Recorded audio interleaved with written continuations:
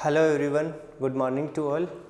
In the last class हम लोग already gravitational law के बारे में स्टडी कर चुके हैं और उससे रिलेटेड कुछ न्यूमेरिकल्स भी हम लोग सोल्व कर चुके हैं।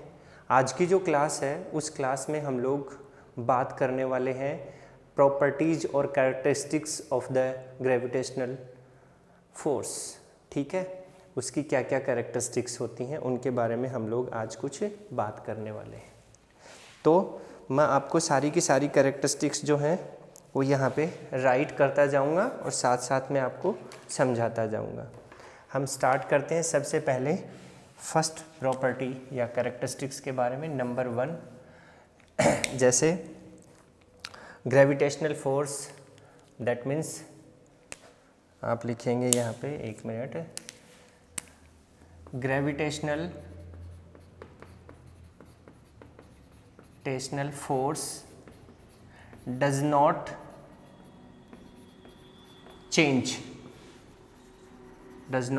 चेंज। देखो, जो भी 2 पॉइंट मासेज के ऑब्जेक्ट हैं आपके, कोई भी 2 पॉइंट मास हैं आपके पास, उन दोनों पॉइंट मास के बीच का अगर मीडियम चेंज कर दिया जाए, ठीक है, उनके बीच में पहले एयर थी, फिर कोई दूसरा मीडियम आ गया या फिर अदर कोई मीडियम या फिर पानी आ गया या कोई भी मीडियम हमने चेंज कर दिया, तो उस केस में हमारा जो ग्रेविटेशनल फोर्स है वो चेंज नहीं होगा, उस पर कोई भी इफेक्ट नहीं पड़ेगा इस चीज़ का। ठीक है, तो gravitational force does not change with change in the medium,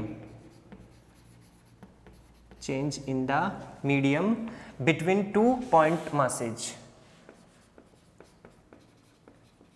between 2 point masses। ठीक है, ये वाली चीज़ हमें याद रखनी है। इसके लिए कोई भी जो फोर्स है वो रिमेन्स ऑलवेज सेम। अगर उसका मीडियम चेंज हो गया कोई फ़र्क नहीं पड़ेगा, हमेशा सेम ही रहेगा।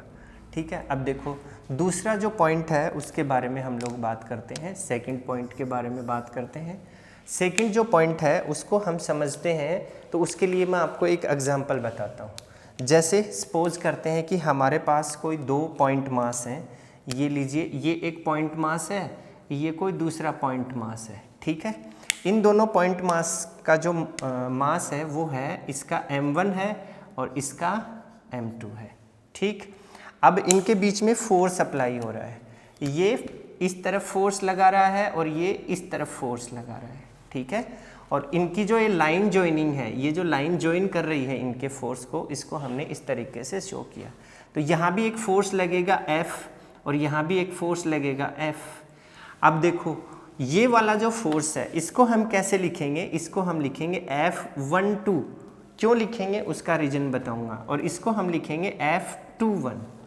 ठीक, अब देखो F12 क्यों लिखा, इसको F12 इसलिए लिखा कि ये जो F12 है, ये जो फोर्स है F12, इससे डिनोट होता है कि मास m1 के ऊपर m2 की वजह से फोर्स लग रहा है।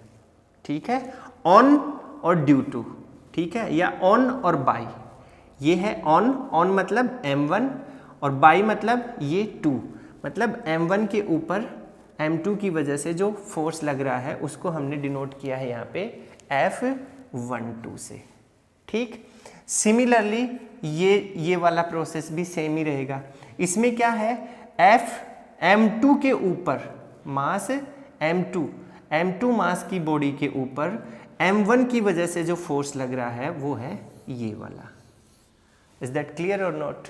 ठीक है, अब इन दोनों फोर्सेज से एक चीज क्लियर हो रही है। वो क्या क्लियर हो रही है कि ये जो फोर्स है इनको हम अगर लिखेंगे तो वो इस तरीके से हम इनको डिनोट कर सकते हैं 2-1 और ये नेगेटिव का सिंबल, इस तरीके से। मतलब इनका मैग्नीट्यूड सेम है बट ऑपोजिट इन प्रॉपर्टी। इनकी प्रॉपर्टी जो है वो अलग अलग है, मैग्नीट्यूड इनका सेम है।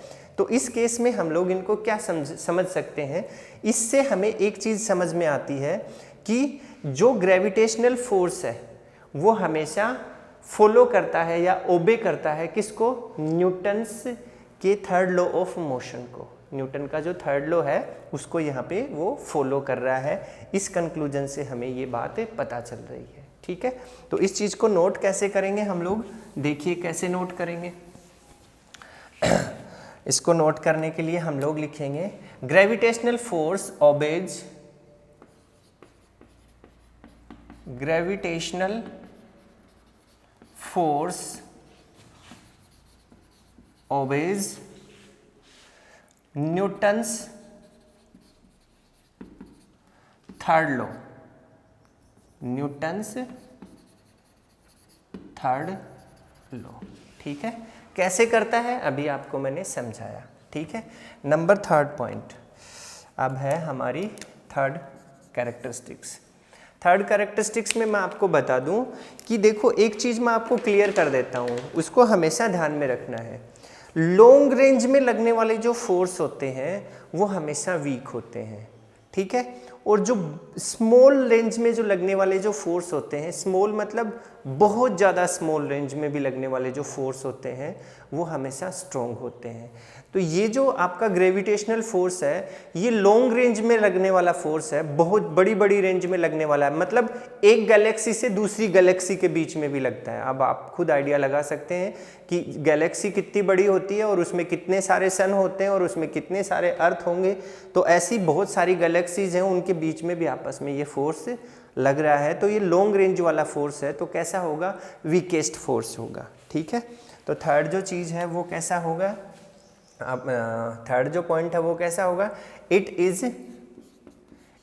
Is the weakest force in nature, weakest force in nature. ठीक है, और दूसरा ये जो फोर्स है इसमें रिपल्सन का कोई काम नहीं है, ये हमेशा अट्रैक्टिव प्रॉपर्टी को ही शो करता है। नंबर 4 पॉइंट, ये जो फोर्स है ये हमेशा अट्रैक्टिव प्रॉपर्टी को ही शो करता है। तो हम लोग बोल सकते हैं it is always attractive in nature. कैसे नेचर का है ये, अट्रैक्टिव नेचर का है हमेशा। ठीक है, अब नंबर 5 वाली प्रॉपर्टी। ठीक है, नंबर 5 वाली प्रॉपर्टी, जब ये लेसन शुरू किया था तब भी मैंने आपको बताया था कि ये इन्वर्स स्क्वायर लॉ को फॉलो करता है। इन्वर्स स्क्वायर लॉ को कैसे फॉलो करता है, आपने फॉर्मूला जो पढ़ा है उसमें आपने देखा होगा कि F directly proportional to m1 m2 और F inversely proportional to r square. तो ये जो फॉर्मेट है ये इन्वर्स स्क्वायर लॉ को डिनोट कर रहा है और ये इसको फॉलो करता है। तो हम लोग इसकी एक और कैरेक्टरिस्टिक्स इसी के हिसाब से बना सकते हैं और उसको हम लिख सकते हैं यहाँ पे, it obeys inverse square law. That means it means F inversely proportional to R square. ठीक है, ये बना सकते हैं इसकी एक प्रॉपर्टी। नंबर 6 नंबर की प्रॉपर्टी, 6 नंबर की जो प्रॉपर्टी है उसमें मैं आपको बताऊं, देखो मैंने आपको बताया लास्ट क्लासेज में भी बताया कि ये जो फोर्स है आपका ये एक सेंट्रीपिटल फोर्स होता है और हमेशा towards the centre of the object, towards the centre of the body के सेंटर की तरफ हमेशा लगता है। जिसमें हमने अर्थ और सन का एग्जाम्पल लिया, अर्थ और मून का भी एग्जाम्पल लिया, तो उसमें जो फोर्स लग रहा है वो टुवार्ड्स द सेंटर लगता है, तो हम इसको सेंटर फोर्स भी बोलते हैं। तो ये आपका अगला पॉइंट बनेगा। इसको हम लिख सकते हैं ग्रेविटेशनल फोर्स